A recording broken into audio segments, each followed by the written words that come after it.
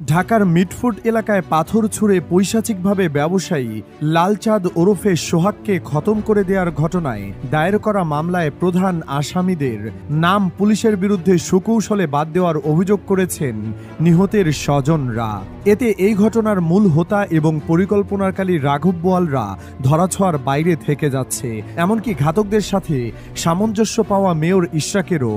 আসলেই কি এই ঘটনার ইন্ধনদাতা ছিলেন ইশরাক? পুলিশ কেন রাঘব বোয়ালদের নাম এবং মামলার এজাহার নিয়ে কারসাজি করছে? মিটফোর্ডে ভাঙারি ব্যবসায়ী সোহাগকে কেন এমন নির্মমভাবে হত্যা করেছে সে রহস্য এখনো জানা যায়নি। মূল অভিযুক্তদের গ্রেফতার করেনি পুলিশ। ব্যবসায়ী সোহাগ হত্যায় প্রকৃত অপরাধীকে কেন গ্রেফতার করা হয়নি? ধীরে ধীরে অদৃশ্য শত্রু দৃশ্যমান হচ্ছে। এই নিয়ে বারবার সতর্ক করলেও উদ্যোগ নেয়নি অন্তর্বর্তী সরকার। রাজধানী মিটফোর্ডে আছেন আমাদের সহকর্মী সুলতান মাহমুদ আরিফ, সরাসরি যুক্ত হব তার সাথে।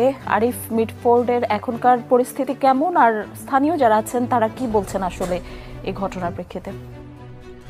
নিশি, আপনি জানেন যে ব্যবসায়ী সোহাগকে হত্যা করা হয়েছে আজকে প্রায় 7 দিন পার হয়ে যাচ্ছে এবং এই মুহূর্তে কিন্তু আমি রয়েছি সেই ব্যবসায়ী সোহাগকে যেই জায়গাটায় হত্যা করা হয়েছে এবং আপনারা দেখতে পাচ্ছেন এই পাথর দিয়েই কিন্তু ব্যবসায়ী সোহাগকে হত্যা করা হয়েছে।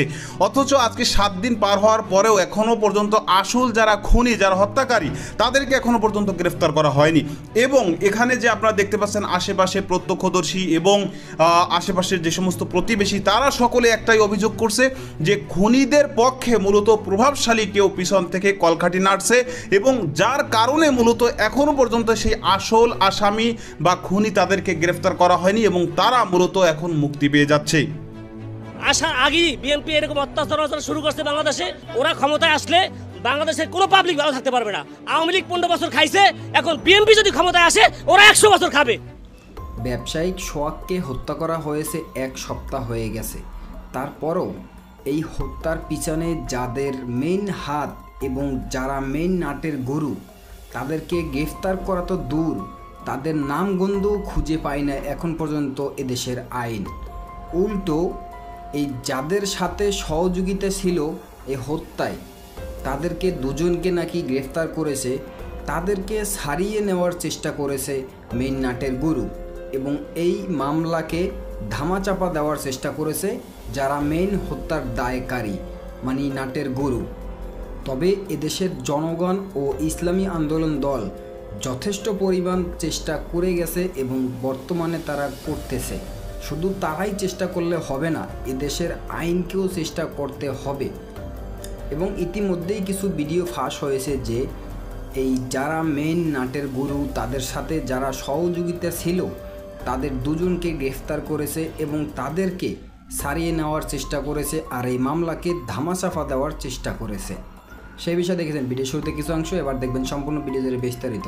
তার আগে ভিডিও অন করে যারা সাবস্ক্রাইব করেছেন তাদেরকে ধন্যবাদ, আর যারা এখনও সাবস্ক্রাইব করেন নাই তাদের কাছে অনুরোধ সাবস্ক্রাইব করে পাশে থাকা বেল আইকনটি বাজিয়ে দেবেন।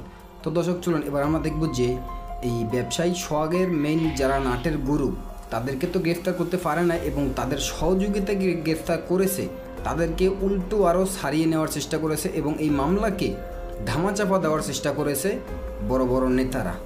তার পূর্বে একটু দেখব যে এই ব্যবসায়িক সোহাগকে যেই জায়গায় হত্যা করা হয়েছে সেখানের উপস্থিত থাকা জনগণ কি বলেন এবং তাদের অভিযোগ কী, সেই বিষয়টা দেখে তারপর ওই বিষয়টা দেখব। ধৈর্য ধরে একটা লাইক দিয়ে সম্পূর্ণ ভিডিও দেখতে থাকুন। আসার আগেই বিএনপি এরকম অত্যাচার শুরু করছে বাংলাদেশে। ওরা ক্ষমতায় আসলে বাংলাদেশের কোনো পাবলিক ভালো থাকতে পারবে না। আওয়ামী লীগ 15 বছর খাইছে, এখন বিএনপি যদি ক্ষমতায় আসে ওরা 100 বছর খাবে। বর্তমান ইউনূস সরকারকে আমি এই বলবো, এই বিএনপি এই অন্ধকার জগতের এই লোকগুলোকে যেন ক্ষমতায় আমার জন্য বহাল না রাখে। আমি আওয়ামী লীগ, বিএনপি, জামায়াত আমি বুঝি না। আমার প্রশ্ন হলো, একটা মানুষ এভাবে মারে না, সে হোক বিএনপির দল, সে হোক আওয়ামী লীগের। তারা টেন্ডারবাজি করে, তারা দখল করে খায়, তারা মানুষের হক মাইরা খায়, এক দোকানের থেকে টেন্ডার নেয়, না দিলে মানুষের উপর টর্চার করে, অত্যাচার করে। আওয়ামী লীগ বিএনপি সব সময় দেখতেছি এরকম অলরেডি চাঁদাবাজি টেন্ডারবাজি চলতেছে। কিন্তু আবার শুনলাম যে একটাই নাকি হাদি সেলিমের লোক 4 থেকে 5টা লোক করে মারছে ইট দিয়া। কিন্তু এখানে যে একটা মানুষকে এভাবে নির্যাতনভাবে মারতেছে, তাহলে এখানে হাজার হাজার মানুষ যাইতেছে, তারা একে প্রতি উত্তর করলো না। আজকে সারা বাংলাদেশে মিছিল চলতেছে, এটা বিচারছে, তখনই তো তারা আমরা বাঁচা নিতে পারতাম। আপনার আর আমার পুলিশ সেনাবাহিনীর কথা হবে না, কারণ ওনারা পুলিশ চাইবো ওনার জেল হোক, 10 বছরের জেল দিব, 6 মাস পরে যাবি না যাবো, উপরে লেভেলের লোক আছে। আর রাজত্ব বেশি করবো, টেন্ডারবাজি বেশি করব। তো এই জন্যে তাদেরকে ওপেন মানুষের সামনে আইনা গণদোলাই দিয়া মাইরা লাইতে হবে। আওয়ামী লীগ বিদায় করার পর আমরা ভাবছি আমাদের বাংলাদেশ একটা ভালো একটা শাসন ব্যবস্থা বাংলাদেশে পাবো। আমরা তার চেয়ে আওয়ামী লীগের চেয়ে বেশি এখন বর্তমান বাংলাদেশের পরিস্থিতি এমন খারাপ হয়েছে যাতে আওয়ামী লীগ 15 বছর যে অবস্থায় ছিল আমরা এখন তার চেয়ে বেশি। আগে তো আওয়ামী লীগ অবস্থায় একটা মানুষ মারলে পুলিশ আসতো, ভালো মন্দ বিচার হইতো। এখন এই বিএনপি ক্ষমতা আসতে পারে নাই, আসার আগেই বিএনপি এরকম অত্যাচার শুরু করছে বাংলাদেশে। ওরা ক্ষমতায় আসলে বাংলাদেশের কোনো পাবলিক ভালো থাকতে পারবে না। মিরপুরের 3 নম্বর গেটের সামনে হাজার হাজার জনতার মাঝে তাকে হত্যা করা হয়েছে। আমি শুধু একটাই প্রশ্ন, এখানে অনেক শত আনসার আছে, শত লোক আছে, তারা কেন প্রতিবাদ করলো না? জনগণ মনে করছে আওয়ামী লীগ 15 বছর খাইছে, এখন বিএনপি যদি ক্ষমতায় আসে ওরা 100 বছর খাবে। এই জন্য জনতা চুপচাপ কোনো প্রতিবাদ করে না। জনতা প্রতিবাদ করলে মনে করবে ক্ষমতা না আইয়াই বিএনপি এত প্রভাব থাকায়, ক্ষমতা আইলে আমাদের ঘর থেকে টেনে আইনা আমাদেরকে মারা হবে। এই জন্য জনতা সবাই চুপচাপ রয়েছে। তাই আমি আশা করব বর্তমান ইউনূস সরকারকে আমি এই বলবো, এই বিএনপি এই অন্ধকার জগতের এই লোকগুলোকে যেন ক্ষমতায় আবার জন্য বহাল না রাখে। আমি এই জন্য ডক্টর ইউনূসকে আমার হাত জোর করে অনুরোধ করেছি যাতে ডক্টর ইউনূস এই দেশে একজন ইসলামিক সরকার ক্ষমতায় প্রতিষ্ঠিত করে। এই জন্য আমি অনুরোধ করি। টানে হাসরা করতে করতে ওই মিরপুর হাসপাতালের দিকে নিয়ে গেল। তো পরে শুনলাম যে লোকটা মারা গেছে। উনি বাঙালি ব্যবসা করতো, বেশি দিন হয় নাই, হয়তো মনে সর্বোচ্চ 2.5 থেকে 3 মাস মতন, হয়তো একটু এদিক সেদিক হইতে পারে। কোনো প্রতিদ্বন্দ্বী ছিল এদের সাথে, এদের এরকম কিছু হয়তো কারোর সাথে কোনো কিছু বনাবনি হয়েছিল না, এরকম কোনো কিছু হয়তো হইতে পারে। এখনো যদি আওয়াজ না ওঠান তাহলে আপনি আওয়াজ ওইখানে এইভাবে পাথর দিয়ে মেরে বন্ধ করে দিবে। তারা ঘটাইছে তারা পশুর চেয়ে অধম। ওরা পর আমার বাসায় গিয়ে বলতেছে এই যে এত দিক থেকে ফোন দিতেছে, ফোন দিয়ে কেউ কিছু করতে পারবে, অপু দাস এইভাবে বলছে। আমি যদি ব্যক্তিগতভাবে বলি, বিগত 3-4 মাস আগে একজন যুবদল পরিচয় দেবীদাস ঘাটলেনের এদিকে আমার কাছে চাঁদা চাইছে।